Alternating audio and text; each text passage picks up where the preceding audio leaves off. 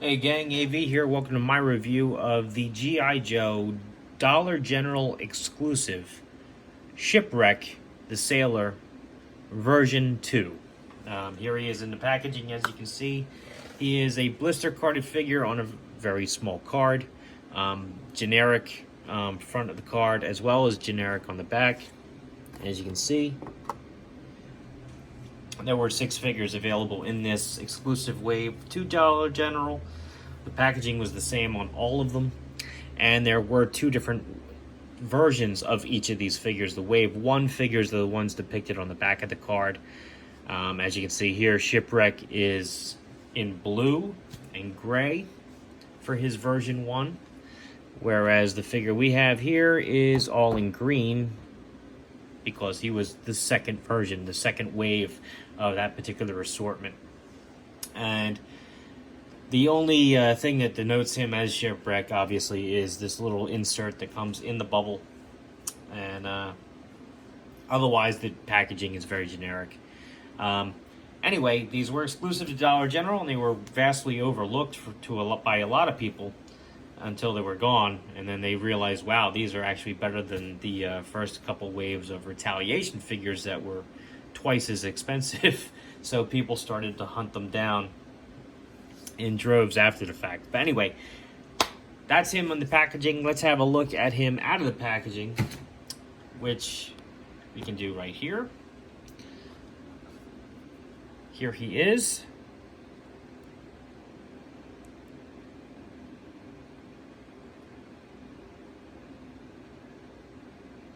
Not much paint or anything going on this figure, but he is fully articulated, which you can't really say about the first couple waves of Retaliation figures. He has his head is on a ball joint, does a full 360 as well as having some up and down. Arms can do a full 360. They can go up pretty high. There's nothing at the bicep. He can bend his elbow 90 degrees, do a full 360. He's also got rotation here at the wrist and hinge wrist.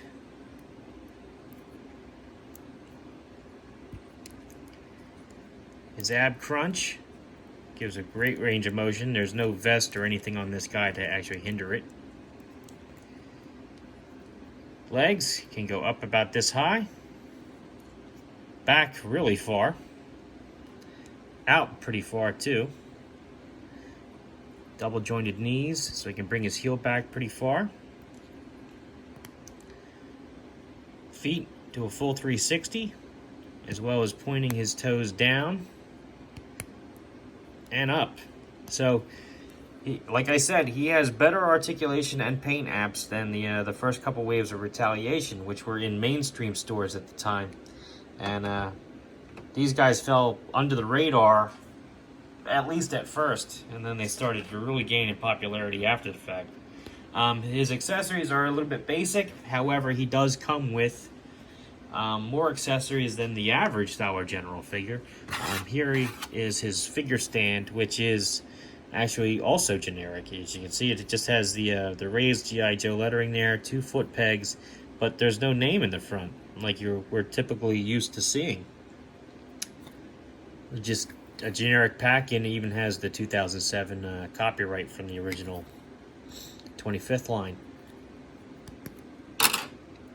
He has a backpack which will fit over his back. It's got a peg hole right here. And it also has 2 holes up top on either side. Those are for his breathing hoses. So after you get this onto the figure, which I believe I have to actually pop his head off to do.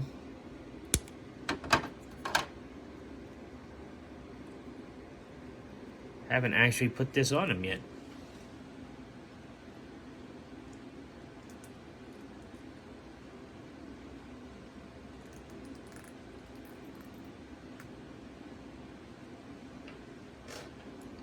Now that's a snug fit, but as you can see,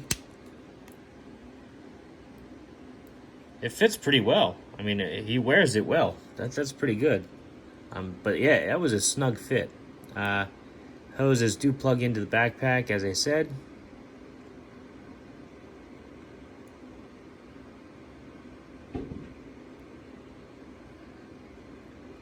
And plugs into his bag. Good stuff. That looks pretty good. And he also comes with this pistol.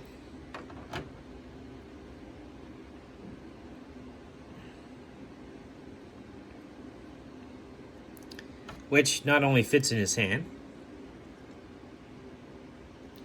Not much detail on the pistol, though, I will say that. But there is this tab here, which does peg into his leg.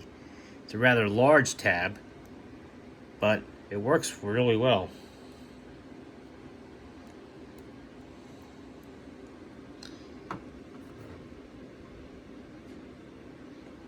And as you can see, he stands perfectly well on his own without the stand too, if you so desire. So let's do some size comparison now. Here he is next to a vintage G.I. Joe figure, who you can see is significantly shorter. The reason why is because the vintage figures are 3 3/4 inches, whereas the modern ones are closer to 4 inches, give or take. Here he is next to a vintage collection modern Star Wars figure. As you can see, again, these guys are 3 3/4 inches tall, so he's going to be noticeably taller than them. Here he is next to a true 4-inch Boss Fight Studio Night Blank.